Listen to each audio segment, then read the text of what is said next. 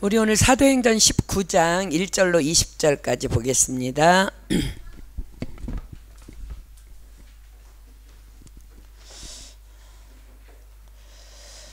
오늘부터는 계속해서 사도행전 공부합니다. 사도행전 56번째 시간입니다. 사도행전 19장 1절로 20절 우리 교독할게요. 다 찾으셨으면 제가 한 절 읽고 여러분들 한 절 읽고 교독합니다. 아볼로가 고린도에 있을 때에 바울이 윗지방으로 다녀 에베소에 와서 어떤 제자들을 만나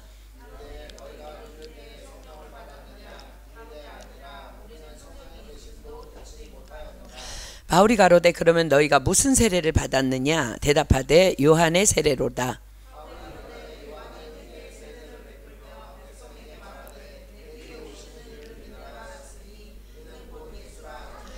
저희가 듣고 주 예수의 이름으로 세례를 받으니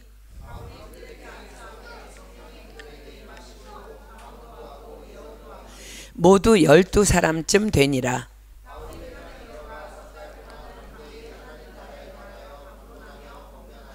어떤 사람들은 마음이 굳어 순종치 않고 무리 앞에서 이도를 비방하거늘 바울이 그들을 떠나 제자들을 따로 세우고 두란노 서원에서 날마다 강론하여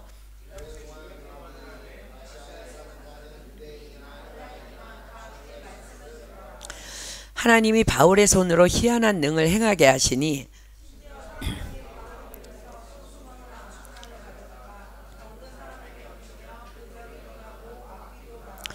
이에 돌아다니며 마술하는 어떤 유대인들이 시험적으로 악기 들린 자들에게 대하여 주 예수의 이름을 불러 말하되 내가 바울의 전파하는 예수를 빙자하여 너희를 명하노라 하더라.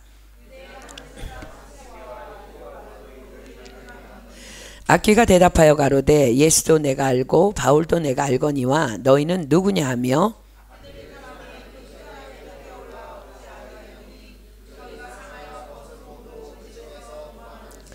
에베소에 거하는 유대인과 헬라인들이 다 이 일을 알고 두려워하며 주 예수의 이름을 높이고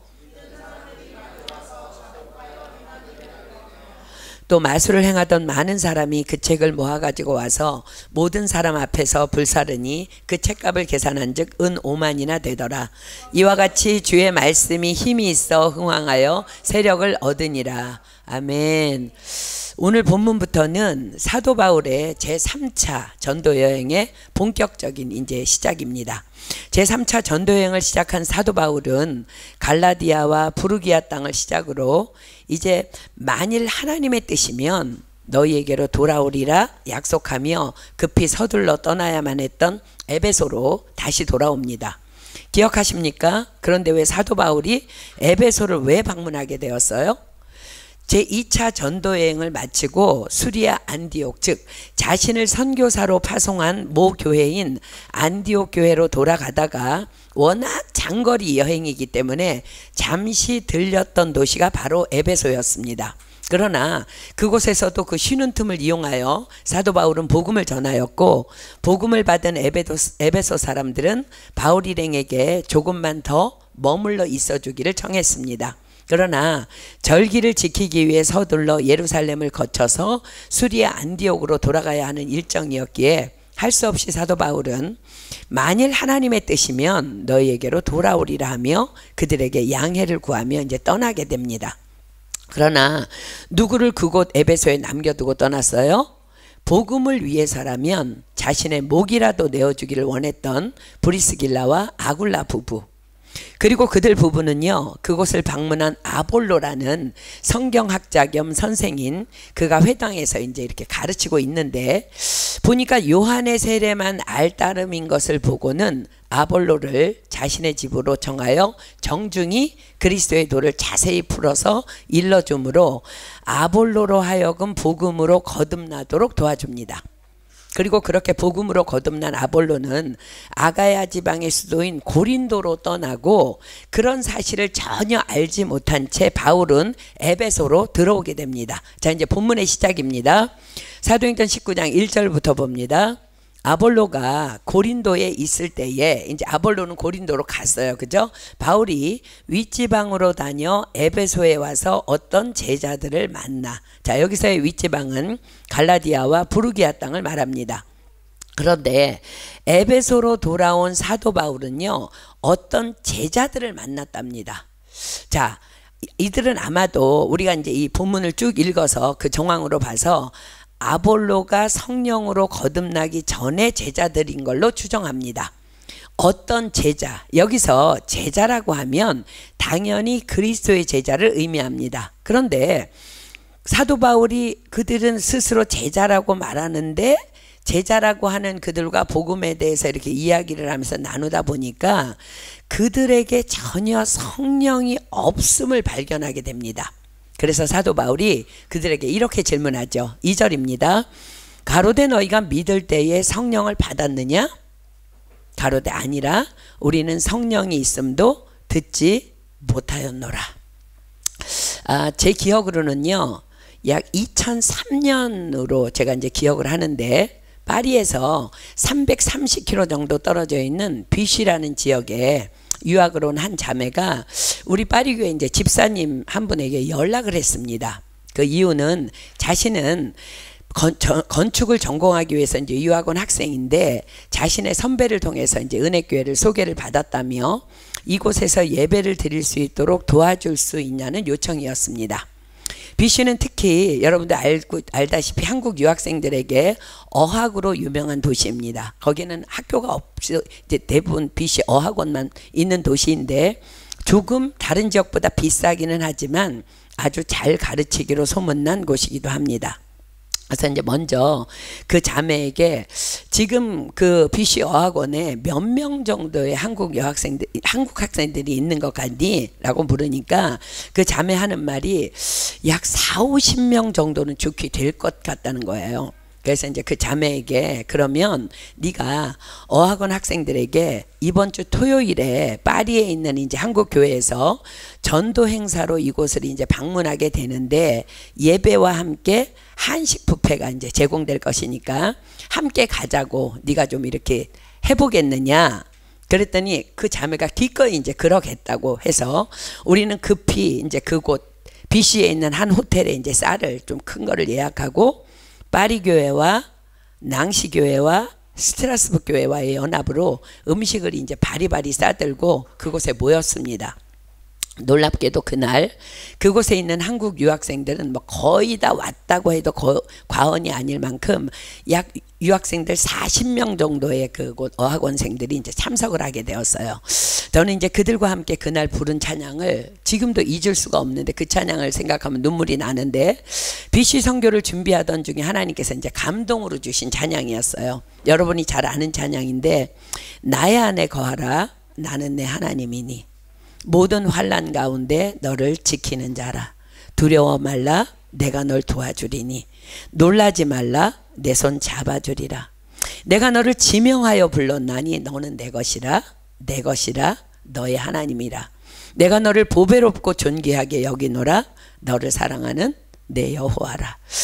가족을 떠나 외로운 타지에서 이 찬양은 그들의 영혼을 만지기에 정말 충분했던 것 같아요.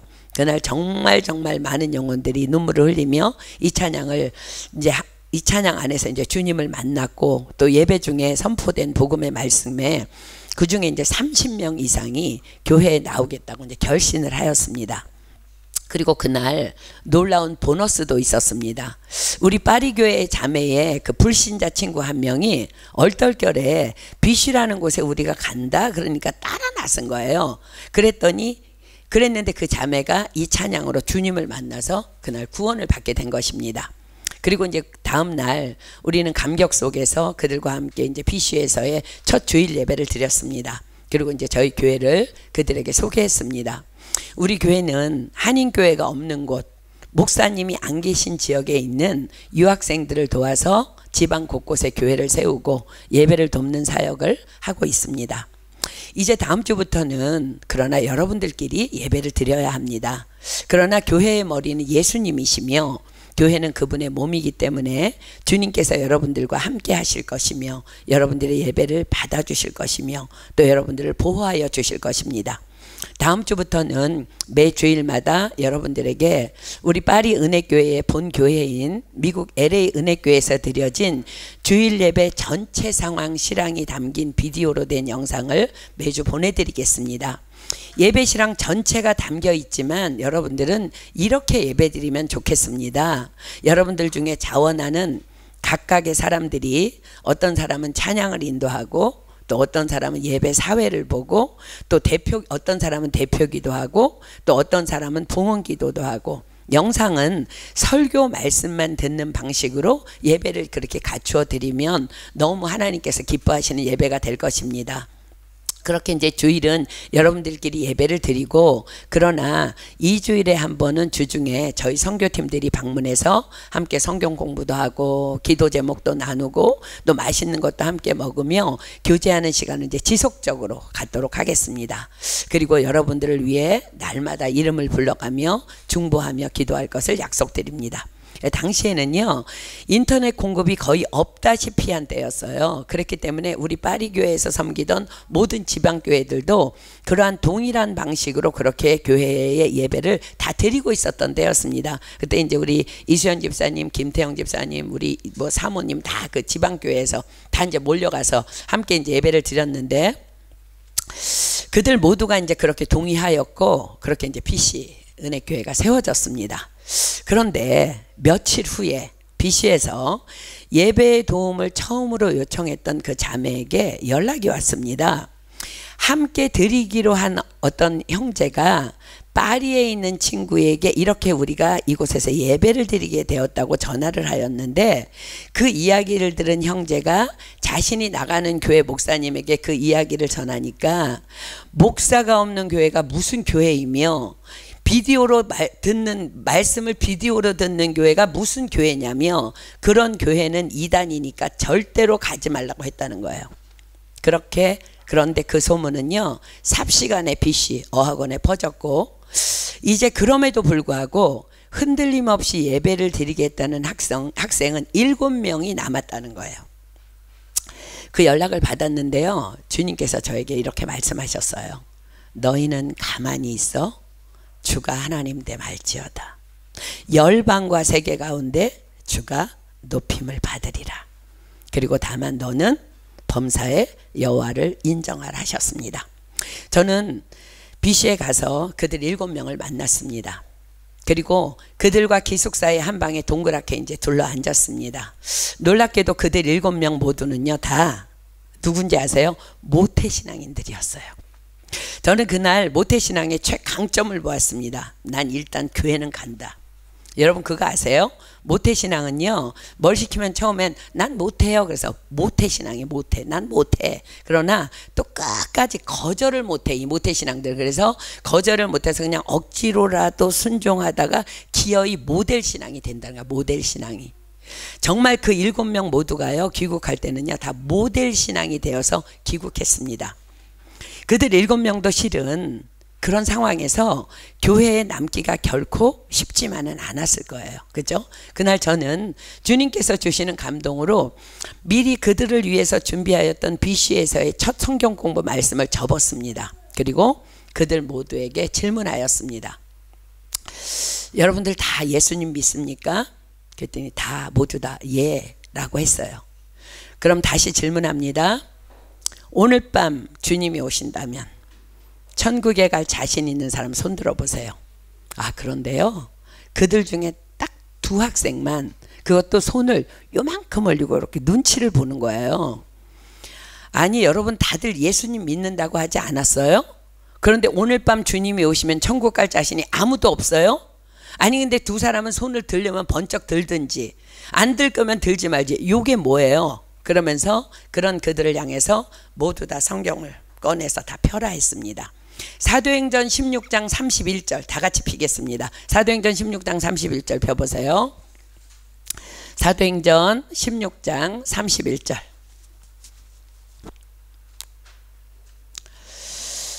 그들에게 함께 읽으라고 했습니다. 가로되 주 예수를 믿으라. 그리하면 너와 내 집이 구원을 얻으리라. 그들에게 제가 다시 질문했습니다. 예수님 믿으세요? 그랬더니 다 아멘이래요. 그럼 구원 얻으리라 하신 이 말씀 믿으세요? 그러니까 아멘 합니다. 그래서 다음 사도행전 4장 12절 핍니다. 사도행전 4장 12절. 사도행전 4장 12절. 다른 이로서는 구원을 얻을 수 없나니 천하 인간의 구원을 얻을 만한 다른 이름을 우리에게 주신 일이 없음이라. 제가 또 질문했습니다. 예수님 외에 다른 이름으로 구원받을 수 없음을 믿나요? 근데 전부 다 또 아멘이래요. 그래서 예수님 믿는 거 여러분 그래서 여러분들이 예수의 이름만이 구원이기 때문에 믿는 거 맞아요? 그랬더니 또 아멘이래요. 자, 요한일서 5장 13절 핍니다. 요한일서 5장 13절. 요한일서 5장 13절. 신약성경 요한일서 5장 13절. 내가 하나님의 아들의 이름을 믿는 너희에게 이것을 쓴 것은 너희로 하여금 너희에게 영생이 있음을 알게 하려 함이라. 제가 또 질문했습니다. 우리가 예수님을 믿으면 우리에게 영생이 있는 거 여러분들 믿으십니까? 그러니까 또 다 아멘이래요. 그럼 우리가 영생, 즉 영원히 살게 될 곳은 어디예요? 그들이 조그만 소리로 천국 이러는 거예요. 요한복음 3장 16절 다 핍니다. 요한복음 3장 16절. 요한복음 3장 16절. 하나님이 세상을 이처럼 사랑하사 독생자를 주셨으니 이는 저를 믿는 자마다 멸망치 않고 영생을 얻게 하려 하심이니라. 그래서 제가 다시 질문했습니다. 이 말씀 믿으십니까? 아멘 합니다. 멸망치 않는다는 게 무슨 말이에요? 지옥의 멸망이 아닌 천국이 보장된 영생을 약속하고 계심을 여러분 믿으십니까? 그러니까 또 아멘이래요. 자, 그렇다면 이제 다시 질문합니다. 오늘 밤 주님이 오신다면 천국 갈 자신 있는 사람 손 들어보세요 그랬더니 7명 모두 다 번쩍, 그것도 손을 다 높이 번쩍 들었습니다. 그리고 그들은요, 누구도 부인할 수 없는 믿음과 확신으로 교회의 주인 되신 예수 그리스도께 예배하며 그렇게 교회 공동체를 섬기며 나아가는 주역이 되었습니다. 자, 그런데 여기서 더 중요한 질문이 하나 더 남아 있습니다. 어떻게 그들이 이렇게 금방 달라져서 한 10분 전까지는 오늘 밤에 구원받을 수 있냐도 이렇게 하고 손도 못 올리던 녀석들이 어떻게 이렇게 금방 달라져서 손을 번쩍 들 수 있느냐는 거야. 구원이, 영생이, 믿음이 그렇게 눈에 보이는 게 아니잖아요. 그죠? 그런데 어떻게 그들은 그럴 수 있었느냐는 거야. 자, 어떻게 가능해요? 그렇습니다. 우리 안에 거하시는 성령님의 역사입니다. 아멘. 자, 요한일서 4장 15절입니다. 요한일서 4장 15절. 요한일서 4장 15절입니다. 분명히 성경이 기록합니다. 누구든지 예수를 하나님의 아들이라 시인하면 하나님이 저 안에 거하시고 저도 하나님 안에 거하느니라. 자, 하나님이 어떻게 믿는 우리 안에 거하신다는 말씀이에요? 그렇습니다. 하나님이 우리 안에 거하신다는 것은 그분의 영이신 성령님이 우리 안에 거하심을 말씀하고 계신 거예요. 자, 요한일서 4장 13절 바로 위에 절 보세요. 그의 성령을 우리에게 주심으로 우리가 그 안에 거하고 그가 우리 안에 거하는 줄을 아느니라. 자, 그렇습니다. 고린도전서가 기록합니다. 고린도전서 12장 3절. 고린도전서 12장 3절. 고린도전서 12장 3절입니다. 그러므로 내가 너희에게 알게 하노니 하나님의 영으로 말하는 자는 누구든지 예수를 저주할 자라 하지 않고 또 성령으로 아니하고는 누구든지 예수를 주시라 할 수 없느니라. 뭐라고요? 성령으로 아니하고는 누구든지 예수를 주시라 할 수 없느니라 라고 성경이 말씀하고 계세요. 자, 다시 본문 2절로 돌아갑니다. 자, 이제 사도행전 본문 2절로 갑니다. 사도 바울이 질문하죠. 우리는 제자입니다 하는 그들에게 고개를 갸우뚱하며 묻습니다. 가로되 너희가 믿을 때에 성령을 받았느냐? 가로되 아니라 우리는 성령이 있음을 듣지 못하였노라. 자, 보세요. 사도 바울이 만난 자들이 누구라고요? 제자들이랍니다. 스스로 자칭 어떤 제자들이에요. 제자들이라 하면 예수님을 믿는 그리스도의 제자들을 지칭하는 말이라 그랬어요. 그죠? 그래서 바울이 묻습니다. 너희가 믿을 때 성령을 받았느냐? 그랬더니 그들이 뭐라고 대답해요? 아니라 우리는 성령이 있음도 듣지 못하였노라. 자, 보세요. 지금 성경이 무엇라고 기록하고 계심을 우리가 함께 보았어요. 성령으로 아니하고는 누구든지 예수를 주시라 할 수 없느니라. 즉 성령으로 아니하고는요 예수님을 믿을 수 없다는 거예요. 그런데 그 어떤 제자들이 뭐라 그래요? 너희가 예수님을 믿느냐? 그랬더니 그렇대요. 우린 예수님의 제자래요. 그렇다면 믿을 때에 성령을 받았느냐? 그랬더니 아니라 우리는 성령이 있음도 듣지 못하였노라 라고 답합니다. 자, 다시 BC의 7명으로 돌아가서 생각해 봅시다. 그들이 예수님을 믿느냐 물으니까 다 믿는답니다. 그래서 오늘 밤 죽으면 천국 갈 자신이 있느냐 물으니까 처음엔 확신이 없어요. 그래서 차근차근 성령의 감동으로 기록된 성경을 찾아서 믿음을 집어나가니까 다 믿는답니다. 자, 그럼 그들이 어떻게 그 성경이 믿어지는 거예요? 이미 성령을 다 받은 자들이었기 때문에 그들이 믿어진 거예요. 그들이 믿을 때에 이미 성령께서 그들 안에 임재해 계셨던 것입니다. 그런데 자기도 모르고 있다가 성령의 감동으로 기록된 말씀을 하나하나 찾아 읽으며 확인하다가 성령의 인치심이 확인되어진 거예요. 그래서 하나님께서는 호세아서를 통해서 이렇게 탄식하십니다. 호세아서, 구약성경 호세아서 4장 6절입니다. 호세아서 4장 6절. 호세아서 4장 6절. 예수를 믿는 게 다가 아니라는 거야. 믿고 성령 받았다면 뭐 해야 돼요? 호세아 4장 6절입니다. 내 백성이 지식이 없음으로 망하는도다. 내가 지식을 버렸으니 나도 너를 버려 내 제사장이 되지 못하게 할 것이요 내가 내 하나님의 율법을 잊었으니 나도 내 자녀들을 잊어버리리라. 자, 하나님 뭐라고 말씀하세요? 내 백성이 지식이 없음으로 망하는도다. 사랑하는 여러분, 그러므로 성경을 읽어야 하는 거예요. 그래서 성경을 읽어야 하는 것입니다. 하나님의 말씀에 대한 지식 없으면 다 넘어지는 거야. 만약에 BC에 우리 그 7명의 형제 자매들이요 그때 BC에 유하고지 않았다면, 그래서 우리와 함께 만나지 않았다면 그들은 그냥 그렇게 사는 거야. 성령 받은지도 몰라. 오늘 죽어도 천국 갈지도 몰라. 다 없으면 넘어지는 거야. 그러나 그들 안에 말씀이 들어가니까 그제서야 성령의 감동으로 모든 것이 깨달아지게 된 것입니다. 그래서 두 번째 질문했을 때 그들 모두가 다 손을 번쩍 들 수 있었던 것입니다. 자, 사랑하는 여러분, 진짜로요 교회 안에 이런 사람 정말 많습니다.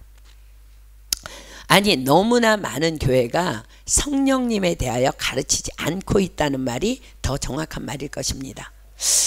아니라 우리는 성령이 있음도 듣지 못하였노라. 예수를 믿는 사람 말이에요. 이게 그동안 수없이 만난 유학생들, 그것도 모태신앙인 학생들의 대부분이요 오늘 사도 바울이 만난 어떤 제자와 다를 바가 하나도 없었음은 제게 성령님을 더 많이 가르치고 전하게 하는 동기가 되게 하였습니다. 자, 우리 다시 이 두 말씀 안에서 한 번 더 생각해 봤으면 좋겠어요. 요한일서 4장 15절 펴보세요. 요한일서 4장 15절. 요한일서 4장 15절. 자, 여러분들 분명하게 여러분들 기억하십시오. 누구든지 예수를 하나님의 아들이라 시인하면 하나님이 저 안에 거하시고 저도 하나님 안에 거하시느니라. 아멘입니까? 자, 요한일서 4장 13절 그 위에 말씀 다시 봐요. 그의 성령을 우리에게 주심으로 우리가 그 안에 거하고 그가 우리 안에 거하는 줄을 아느니라. 자, 사랑하는 여러분, 그런데 말입니다. 예수님을 믿는다 말하는 사람 중에 성령이 없는 사람이 있을까 없을까? 있다는 거예요. 무슨 말일까? 입으로는 믿는다고 말하지만 사실은 안 믿는 사람이 정말 많이 있다는 거예요. 그렇습니다.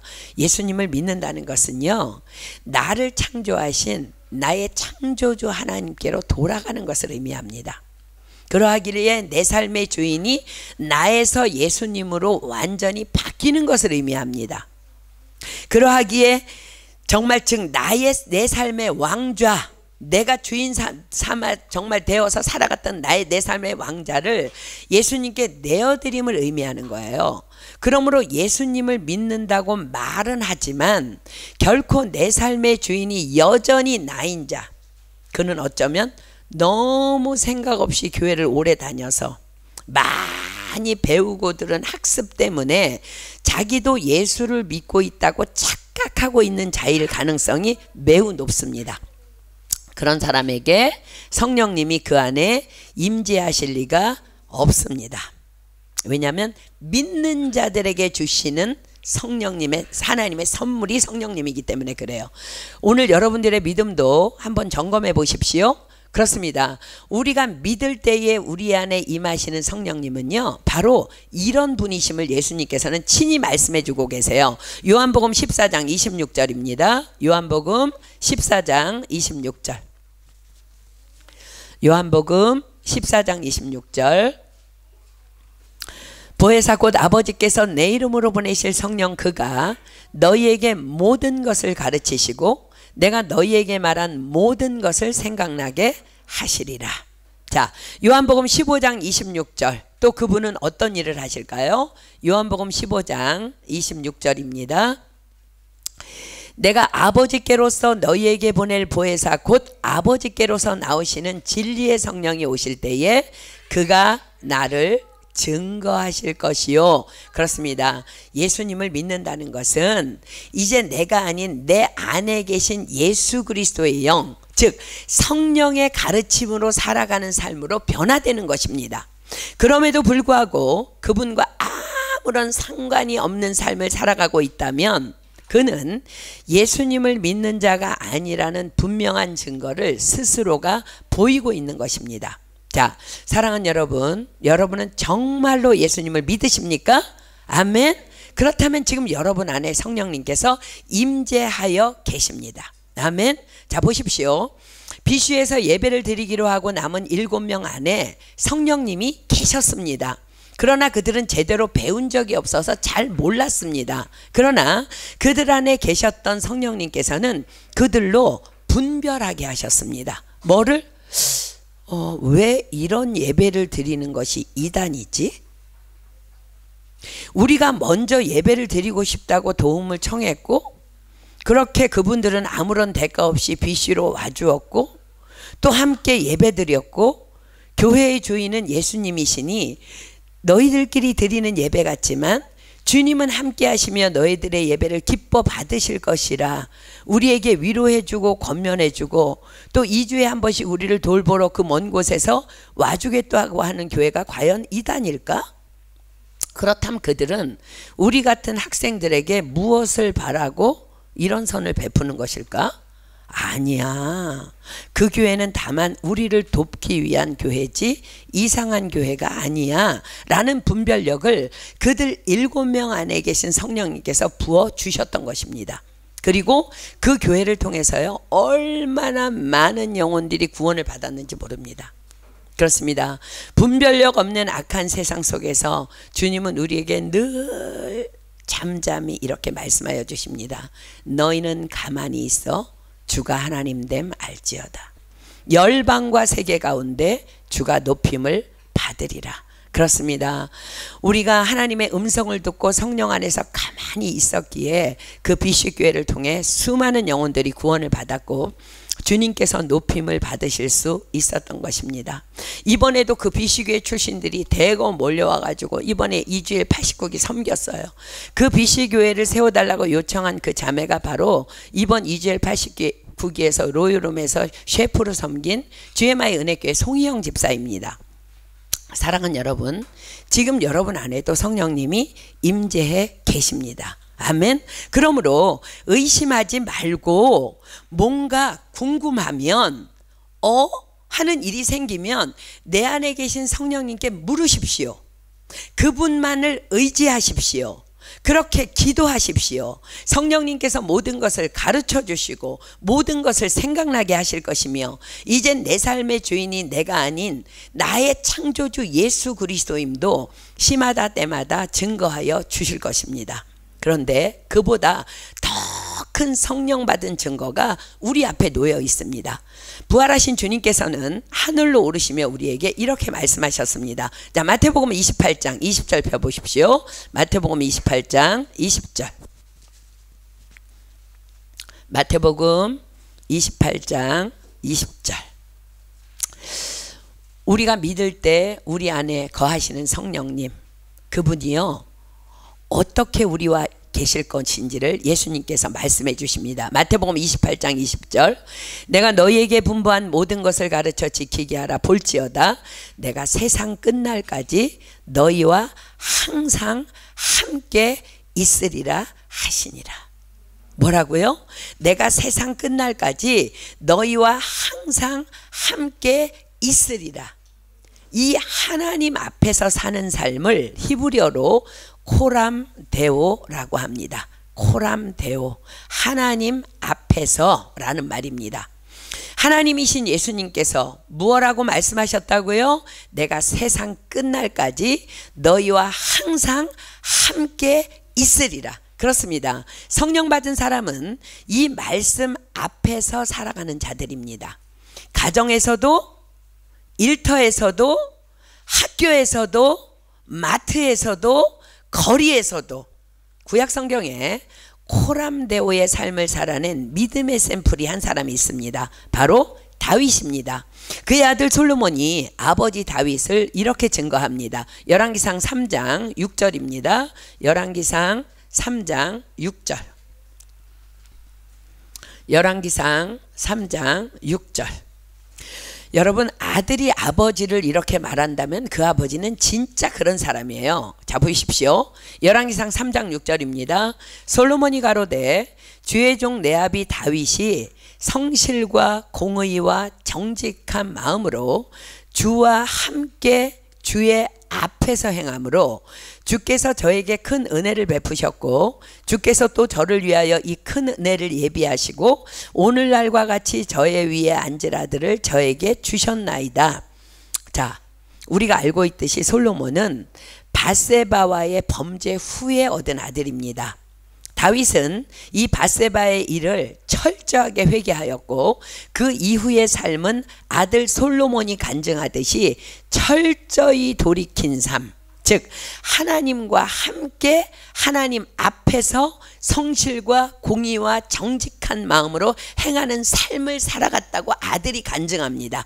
그리고 성경도 다윗의 삶을 이렇게 증거합니다. 열왕기상 15장 5절 보십시오. 열왕기상 15장 5절입니다. 열왕기상 15장 5절. 어떤 어리석은 사람들은요, 에이 다윗, 여러분 아니요. 기억하십시오. 열왕기상 15장 5절입니다. 이는 다윗이 햇사람 우리아의 일 외에는 평생의 여호와 보시기에 정직히 행하고 자기에게 명하신 모든 일을 어기지 아니하였습니다. 이것이 철저한 회개의 돌이킴의 사람의 모습입니다. 자, 사랑하는 여러분, 예수님을 믿기 전 저와 여러분은 어떠한 사람들이었어요? 다윗의 과거를 묻지 마십시오. 자, 우리의 과거를 성경이 폭로하고 있습니다. 에베소서 2장 1절로 5절입니다. 에베소서 2장 1절로 5절. 에베소서 2장 1절로 5절. 자, 저와 여러분의 예수 믿기 전의 모습입니다. 자, 보십시오. 에베소서 2장 1절로 5절. 너희의 허물과 죄로 죽었던 너희를 살리셨도다. 그때 너희가 그 가운데서 행하여 이 세상 풍속을 쫓고 공중의 권세 잡은 자를 따랐으니 곧 지금 불순종의 아들들 가운데서 역사하는 영이라.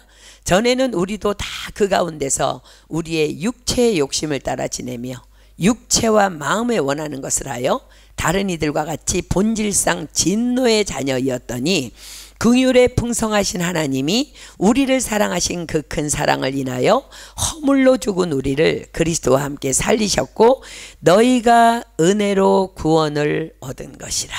아멘. 그렇습니다. 우리 모두도 다 용서받은 죄인들입니다. 그러나 돌이킨 다윗의 삶을 보십시오. 그의 아들이 증거합니다.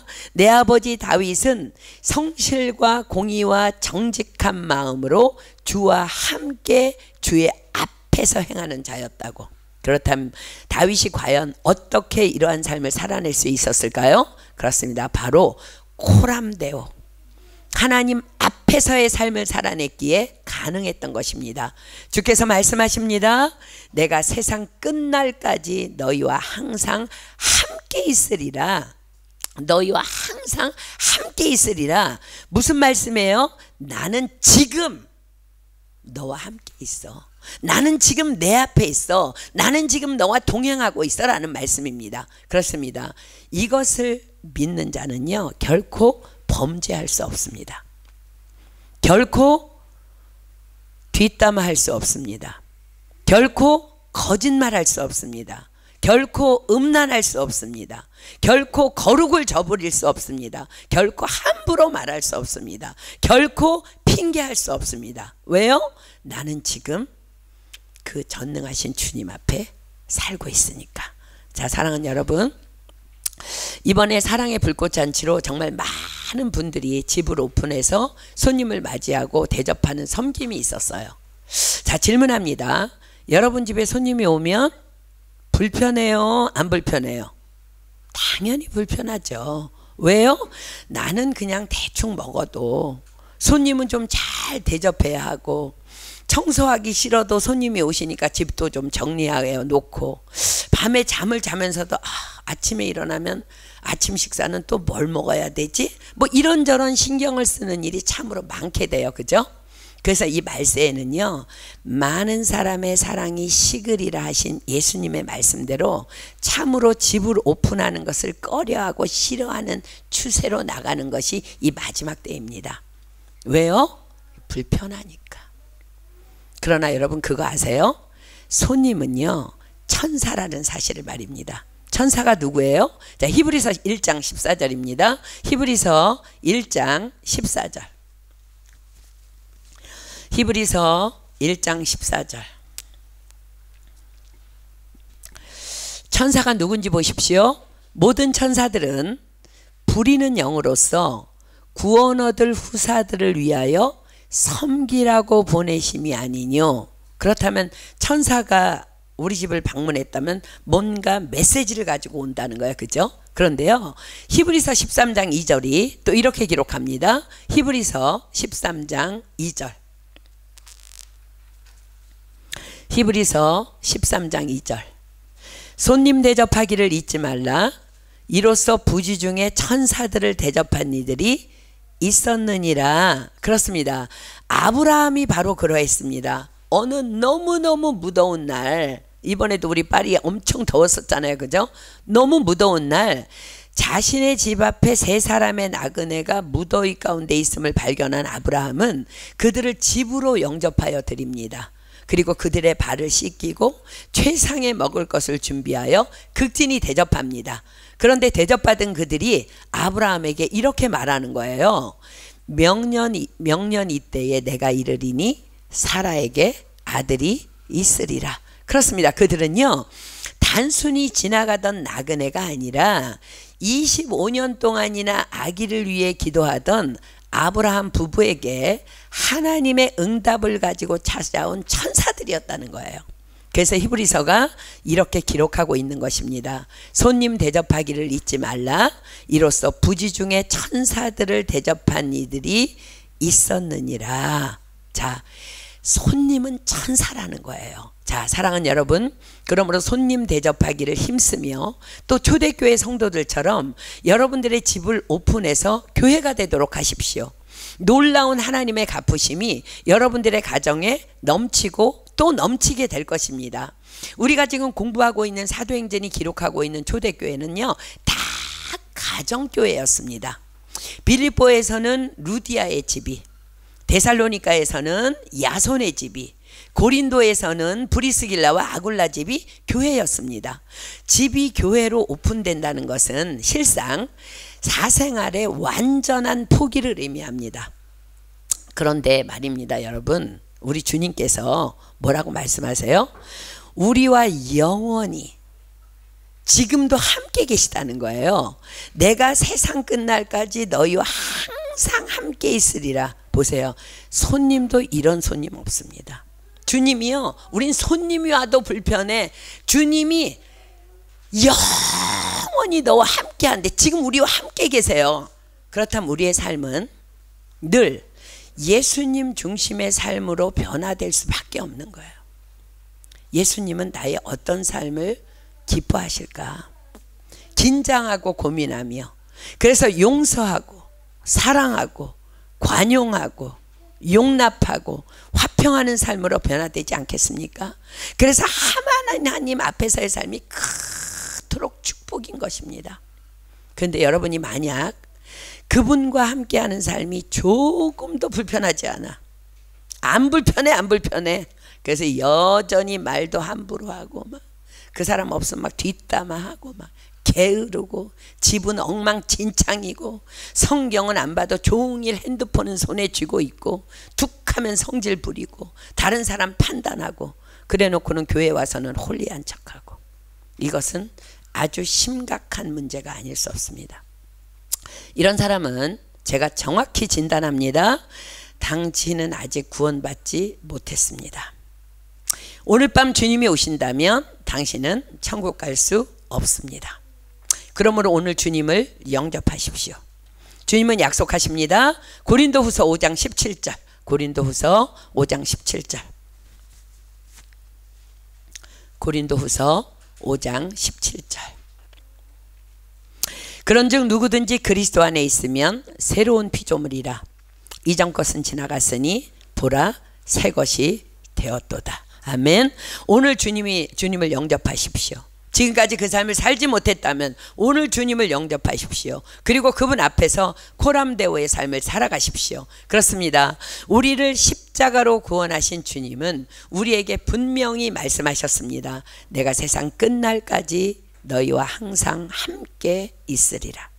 그래서 믿는 자들의 삶은 코람데오가 될 수밖에 없는 것입니다.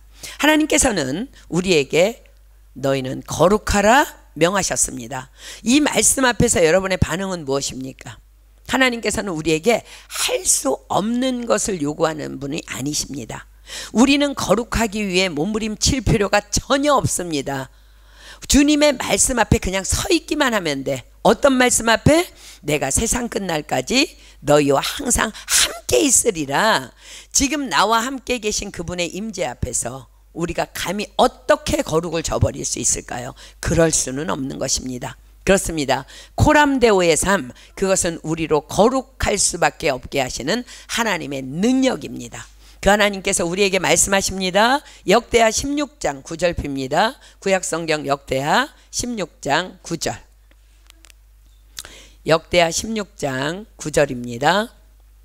그분은 우리와 함께 계실 뿐 아니라, 영원히 함께 계실 뿐만 아니라 하늘 보좌에 앉으신 여호와의 눈은요 또 우리를 향해 바라보신대요. 역대하 16장 9절입니다. 여호와의 눈은 온 땅을 두루 감찰하사 전심으로 자기에게 향하는 자를 위하여 능력을 베푸시나니. 아멘. 그렇습니다. 코람데오의 삶, 그것은 우리가 성령을 받았다는 명백한 증거가 되는 능력이 주어지는 삶인 것입니다. 솔로몬은 아버지 다윗이 그러한 삶을 살았기에 이러한 축복을 하나님께 받았노라고 간증합니다. 주께서 저에게 큰 은혜를 베푸셨고 주께서 또 저를 위하여 이 큰 은혜를 예비하시고 또 오늘날과 같이 저의 위에 앉을 아들을 저에게 주셨나이다. 무슨 말이에요? 즉 내 아버지 다윗의 삶은 어제도 베풀어 주시는 하나님의 큰 은혜로 살았고 오늘도 그 하나님의 큰 은혜로 살고 있고 또 내일도 그분의 큰 은혜가 예비되어 있는 그런 삶을 살아내었다는 거예요. 자, 다시 본문으로 갑니다. 그렇습니다. 사도 바울이 어떤 그리스도의 제자들이라는 사람을 만났지만 그들의 믿음에 왠지 고개가 갸우뚱해집니다. 입술로는 예수님을 믿는다 하지만 무언가 석연치 않음을 발견했던 것입니다. 그래서 바울이 질문하죠. 본문 2절 다시 봅니다. 가로되 너희가 믿을 때에 성령을 받았느냐? 가로되 아니라 우리는 성령이 있음도 듣지 못하였노라. 사도 바울은 그들의 답에 놀랐지만 지혜롭게 재차 질문합니다. 3절 바울이 가로되 그러면 너희들 세례는 받았니? 그렇다면 세례를 받았다면 너희가 무슨 세례를 받았느냐? 대답하되 요한의 세례로라. 자, 요한의 세례가 무엇일까요? 세례 요한은 예수님의 길을 예비하기 위해 예수님보다 앞서 와서 회개하라 천국이 가까웠느니라를 선포한 예수님 오시기 전 마지막 선지자입니다. 그는 와서 이렇게 선포합니다. 마가복음 1장 7절로 8절입니다. 마가복음 1장 7절로 8절. 마가복음 1장 7절로 8절입니다. 그가 전파하여 가로되 나보다 능력 많으시니가 내 뒤에 오시나니 나는 굽혀 그의 신들매를 풀기도 감당치 못하겠노라. 나는 너희에게 물로 세례를 주었거니와 그는 성령으로 너희에게 세례를 주시리라. 요한의 세례와 예수님께서 주시는 성령 세례를요 아주 간단하게 설명하자면은요 율법과 복음이라고 할 수 있습니다. 그렇습니다. 율법은 우리가 무엇인가를 하는 거예요. 그런데 복음은 하나님께서 우리를 위해서 하시는 일입니다. 요한은 세례를 받으러 나오는 자들을 향해 선포합니다. 회개하라 천국이 가까웠느니라. 그러나 그는 물세례를 베풀며 분명하게 다시 선포합니다. 나보다 능력 많으시니가 내 뒤에 오시나니 나는 굽혀 그의 신들매를 풀기도 감당치 못하겠노라. 나는 너희에게 물로 세례를 주었거니와 그는 성령으로 너희에게 세례를 주시리라. 그렇습니다. 요한의 세례는 우리가 회개합니다. 주님을 믿겠습니다. 이젠 주님을 내 삶의 주인으로 모십니다라는 행위 고백입니다. 주님이 주시는 성령 세례는 그렇게 주님을 영접하겠노라 고백하는 우리에게 내가 너와 영원히 함께하며 너를 축복하리라 하시며 부어주시는 하나님의 일방적인 사랑의 은혜인 것입니다. 그러나 이 물세례라는 행위 고백은 자신과 주님만 진실을 알 수 있어요. 무슨 말이냐고요? 예를 들어서 사랑하는 두 사람이 한 몸 되어 한 가정을 이루겠다는 선포로 혼인 예식을 갖게 되죠. 그죠? 그런데 그 중에 사랑하지 않음에도 불구하고 결혼식 하는 사람 있을까 없을까? 있습니다. 부모님의 강요에 의해서 혹은 사랑하지 않음에도 이 사람과 결혼하면 이런 조건의 사람과 결혼하면 행복하지 않을까? 라는 막연한 기대를 가지고 어리석게도 결혼식을 치르는 사람들도 있다는 거예요. 요한의 세례도 마찬가지입니다. 회개하지 않으면서 주님을 주님이라 인정하지 않음에도 다들 독사의 새끼들이 하면서 너희들 회개해야 돼 아니면 지옥불로 떨어져 이러니까 주님을 주님이라 인정하지 않음에도 불구하고 분위기에 몰려서 에이 좋은 게 좋은 거지 뭐 세례 받으라니까 세례 받는 거지 하며 세례를 받는 사람도 있다는 거예요. 자, 질문합니다.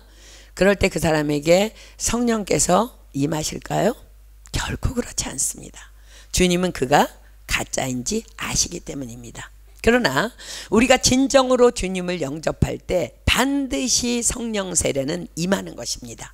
그런데 성령 세례의 또 하나의 특징은요, 행위 고백이라 일컫는 물 세례를 거치지 않아도 진정으로 주님을 마음으로 인정하며 영접할 때 성령께서 임하여 주신다는 거예요. 예를 들어서 이번 우리 사랑의 불꽃 잔치에서 우리는 성례를 통해서 우리의 믿음을 고백하는 예수님의 살과 피를 먹고 마셨습니다. 그러나 전통적으로 교회에서는 세례를 받지 않은 교인은 행위 세례를 지금 얘기하는 거예요. 물세례, 성찬을 할 수 없도록 규정합니다. 그러나 형식적인 행위 고백인 세례보다 예수님께서 친히 부어주시는 성령 세례가 더 중요한 권위를 갖습니다. 왜요? 내가 믿을 때 부어주시는 성령 세례는 나의 영원한 생명과 구원의 약속이기 때문입니다. 그러므로 성령 세례를 받았다면 성찬에 참여할 수 있는 것입니다. 사랑하는 여러분, 지금도 얼마나 많은 선교지에서 핍박 가운데 세례식조차 하지 못하는 그런 핍박 가운데 성령 세례가 임하고 있는지 모릅니다. 그렇습니다. 성경은 말씀하십니다. 누구든지 예수를 하나님의 아들이라 시인하면 하나님이 저 안에 거하시고 저도 하나님 안에 거하시느니라. 아멘. 그런데 오늘 본문에 나오는 어떤 제자들의 요한의 세례는요, 우리가 생각하는 일반적인 개념의 세례와는 좀 다른 차원입니다. 왜냐하면 세례 요한은 여러분들이 알다시피 예수님께서 이 땅에 오신 목적, 즉 십자가로 인류 구원을 이루시기 전에 그것을 보지 못하고 생을 마감했기 때문에 그렇습니다.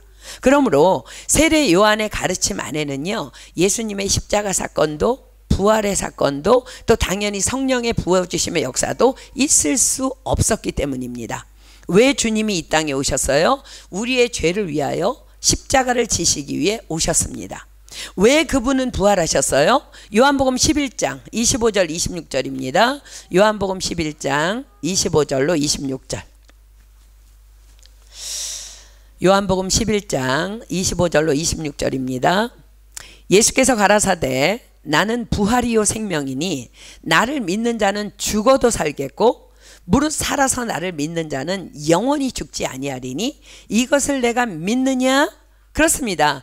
죄로 영원히 죽을 수밖에 없는 우리를 십자가로 살리시고 또 영원한 삶으로 인도하심을 믿는 우리로 이미 우리를 묶고 있는 사망 권세를 당신의 부활로 깨뜨리셨음을 우리로 믿게 하시기 위해서 그분은 부활하신 거예요.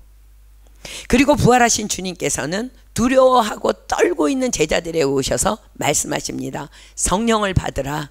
너희에게 평강이 있을지어다. 그렇습니다. 십자가와 부활을 믿는 우리에게 주님은 그 이후에 성령을 선물로 주시마 약속하고 계십니다. 그렇습니다. 성령의 약속은 십자가의 용서와 죽음에서 부활하신 우리 주 예수 그리스도를 믿는 자들에게 주시는 선물입니다.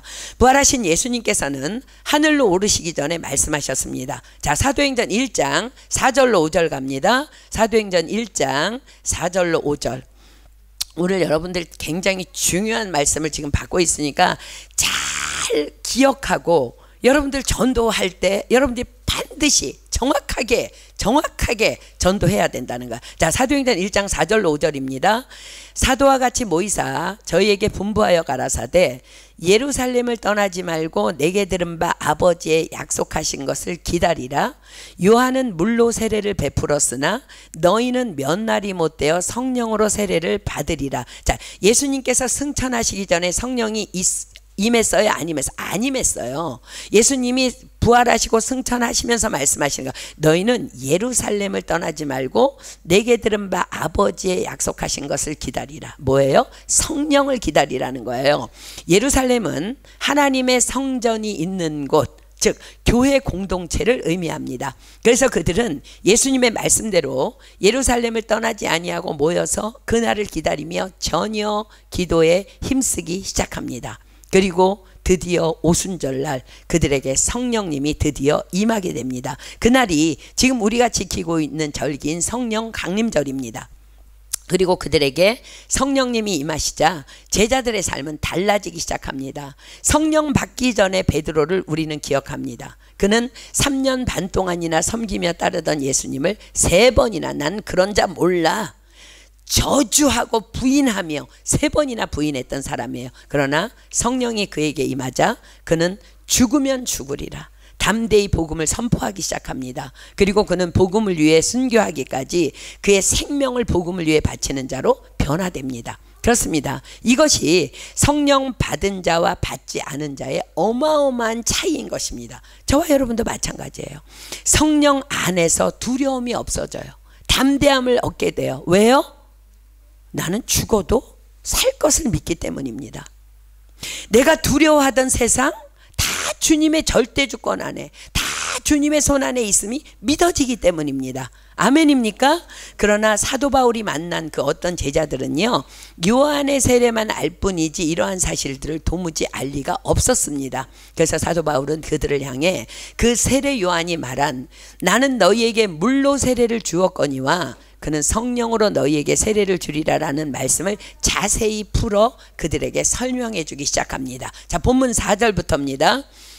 바울이 가로되 요한이 회개의 세례를 베풀며 백성에게 말하되 내 뒤에 오시는 이를 믿으라 하였으니 이는 곧 예수라 하거늘 저희가 듣고 주 예수의 이름으로 세례를 받으니 바울이 그들에게 안수하매 성령이 그들에게 임하심으로 방언도 하고 예언도 하니 모두 12사람쯤 되니라. 그렇습니다. 그날 에베소 땅에서 성령을 알지 못하던 그러나 예수님의 제자라 지칭하던 12명의 영혼이 성령으로 거듭나는 역사가 일어난 것입니다. 이것을 성경학자들은 에베소에서 일어난 제2의 오순절 성령 강림 사건이라고 말하기도 합니다. 그리고 그들로 인해 에베소 교회가 세워지고 그 12명의 제자들은 에베소 교회의 기둥들이 되어서 복음을 위해 헌신하면 든든한 진짜 주님의 제자들로 성장해 나가게 됩니다. 자, 오늘은 여기까지 하고 말씀을 맺습니다. 자, 사랑하는 여러분, 여러분들은 믿을 때에 성령을 받으셨습니까? 아멘.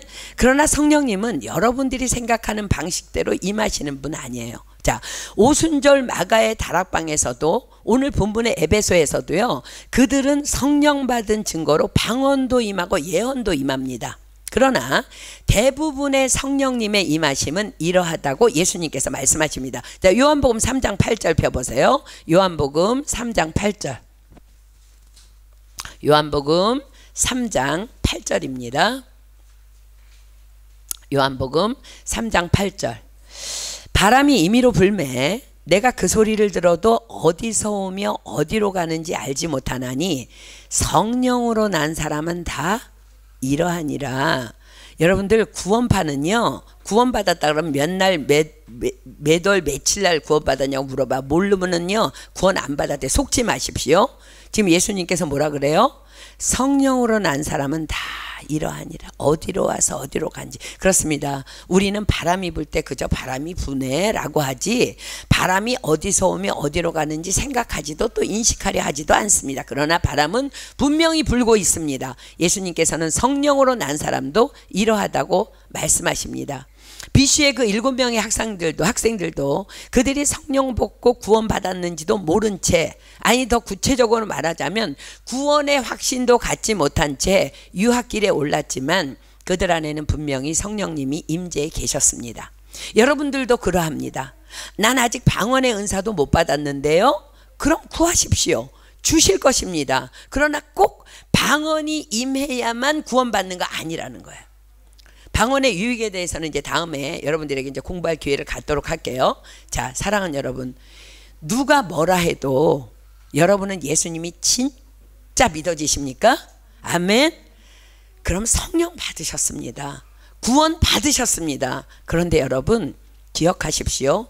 누군가 여러분들에게요, 요즘에 최신형 아이폰을 선물로 보내주었다고 합시다. 그리고 며칠 후에 선물 준 사람이 내게 슬쩍 묻습니다. 받았어? 그 사람의 질문은 그 최신형 아이폰 자체만을 말하는 것이 아니라 사용해 봤어? 라는 말이에요. 사랑하는 여러분, 하나님께서 여러분들에게 성령을 선물로 주셨습니다. 그 선물은 단지 구원으로 끝나는 것이 아니라 저와 여러분의 삶의 전 영역을 덮는 하나님의 능력입니다. 구하라 주실 것이요, 찾으라 찾을 것이요, 두드리라 열릴 것이요. 구하는 자에게 좋은 것을 주시지 않겠느냐? 구하는 자에게 성령을 주시지 않겠느냐? 지금 여러분들은 그 선물을 마음껏 누리고 있습니까? 그 누리지 못하면 선물 준 사람을 모욕하는 거예요. 마음껏 누리고 있습니까? 혹은 서랍 속에 넣어둔 채 그 놀라운 능력을 사장시키고 있지는 않은지요?